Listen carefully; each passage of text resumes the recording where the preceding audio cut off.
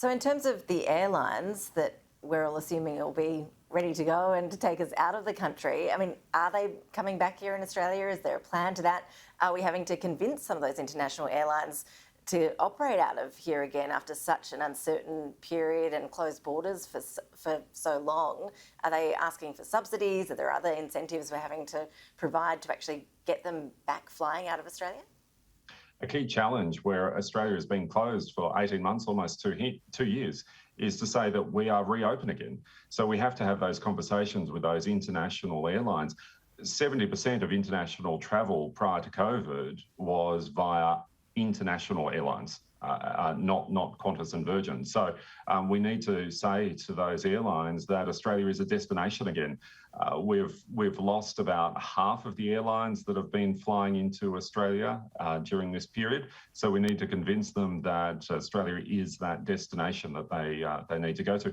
But we also importantly need to remove these internal state domestic border closures, because the confidence to fly, if someone is coming into Australia, if they're arriving in Sydney, they won't just want to stay in Sydney. They are going to want to go to other parts of Australia. And if that's not allowed, or if there are complications, then people will quickly lose that confidence and the airlines will lose the confidence to fly. So there's a lot of competition to make sure that we are a destination, and we should be doing everything we can to encourage a strong and competitive aviation market, because that provides Australians the opportunity to travel around the rest of the world, but it also enables our economy to get back on track, because it brings back the tourist economy, the hospitality economy, and all the flow on that we have.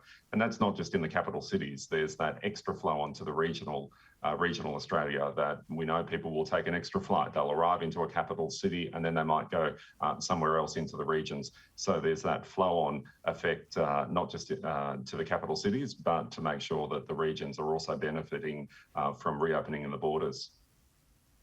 Yeah, still clearly plenty of challenges for the sector to work through. Just finally, speaking of challenges, a big one, climate change. It's obviously the big topic of the week, of the month, with COP26 coming up next week. What's your analysis of the net zero plan by 2050 announced by the Prime Minister yesterday? Did it actually give you a clearer sense of what that means for the aviation sector or not? Well, at least we know that we have a plan and a goal, but what we still need to determine is how that's going to impact the transport and the aviation sectors. So we'll be working with government to understand how, for instance, the emissions will be counted, where that will be starting, where it will be finishing, and the passenger journey and how that might be impacted.